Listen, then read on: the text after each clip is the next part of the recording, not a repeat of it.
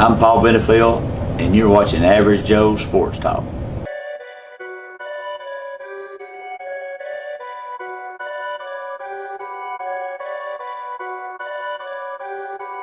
Perfect.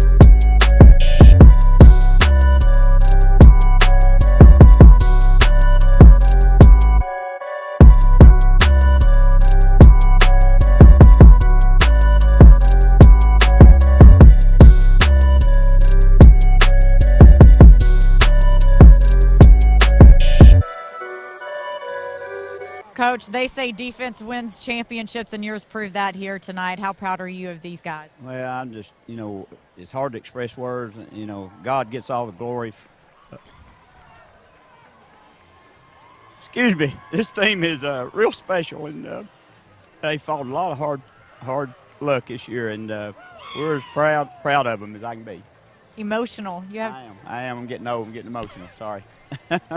Third state title in school history. Can you put into words? I can't. It's just a awesome community, awesome kids, and I got a great coaching staff. All right, everybody, welcome in to Breakfast with Benefield. I'm here with the legendary Paul Benefield of Fyffe. We're happy to be on board with this man this season, and we're going to get started. Coach, the last time we had you on the show was when you were in Auburn, winning your third state championship game. Bring us up to speed a little bit about your summer workouts and obviously over into fall camp now that you got a game under your belt. Well, I think we've hopefully had a good summer and got stronger and hopefully faster and we're in decent shape. We don't have large numbers this year to play with, but that goes with the 2A schools and 1A and whatever. But I'm real proud of our team and how it's worked, and I think we're making progress on being a good team. We don't know how competitive we can be yet, but we're not going to say we're going to win every game, and hopefully won't lose every game, but we're going to try to win every game and compete hard, but we're not beyond losing the game, and if we do, sun will come up next morning. We'll try to get better. Keep moving forward. So last night you went on the road and played the 1A state champs last year, Morris, Alabama, and Florence, Alabama. What happened, and what went into scheduling that and making that happen at Night of Champions over there? Well, I didn't have anywhere to play, and I'd called a couple of schools, and that's kind of a big deal for a school our size to be able to scrimmage, somebody and somebody of that caliber. And I just got Coach Higgins' number from another coach, and I called him and asked him, and if we'd come over there, and I knew that was coming, if we'd come over there, nobody's going to just come to Fyffe 2.5 hours, but we, it's a good way to start the season off, and like a playoff game, and good trip for the kids, and nice stadium, nice people, great people. Hospitality was great, and that's just a great school, and very good football team, and turf, played on turf, so it was just a good experience for our kids, and really good team. Now the way the game was set up, you actually went ones versus ones the first half, and then you broke it down.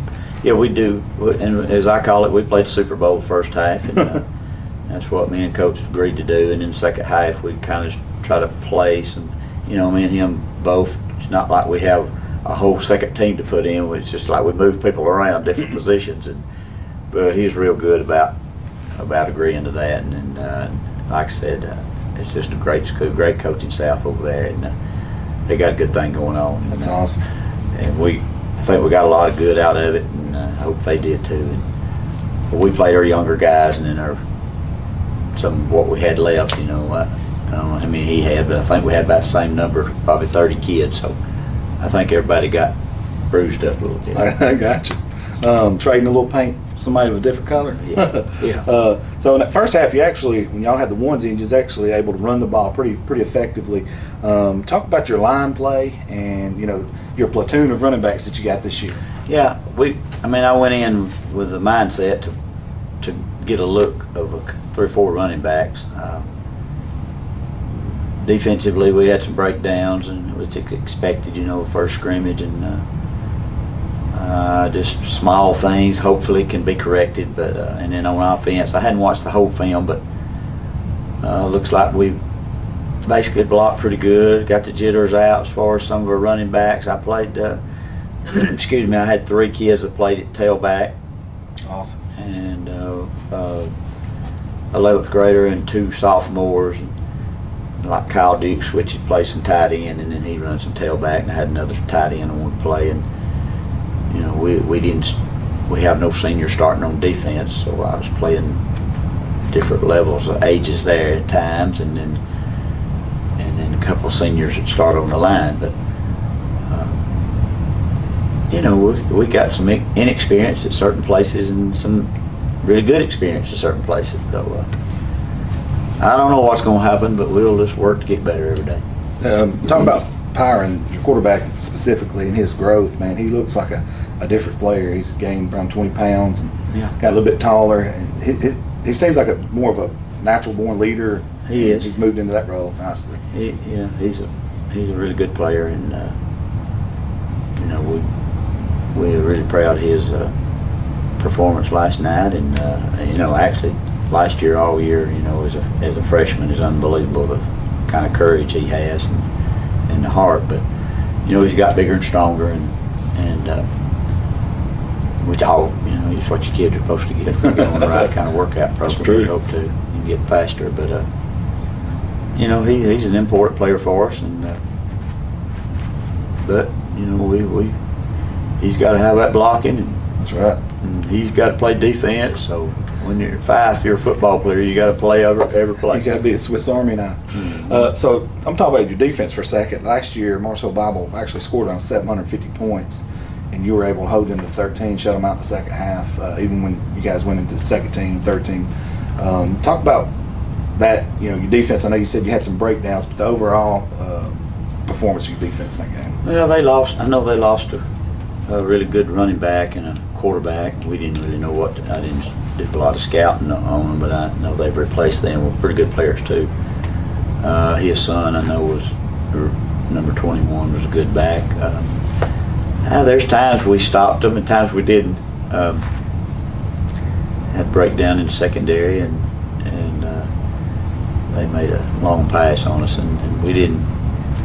Tackling was a little bit of an issue again. I think they had a lot to do with that. Plus, those 280-pound linemen probably had something to do with that. Too, but, they can move. Those guys are physical, and so I don't know how well our defense really played. Again, I hadn't watched all the film, but of course we wouldn't shut them out if they'd had their starters in there. But that looked like both teams was beginning to run up down the field with it. So if we played the whole game, I don't know what would have happened. The scoreboard might have blew up or something. We got out of there with a 21-13 win. That's pretty good to get you guys a little bit of confidence now going into what we call regular season. I guess you'd say you open up with Geraldine, very tough opponent. You're familiar with their staff, obviously. Can you talk about Geraldine a little bit?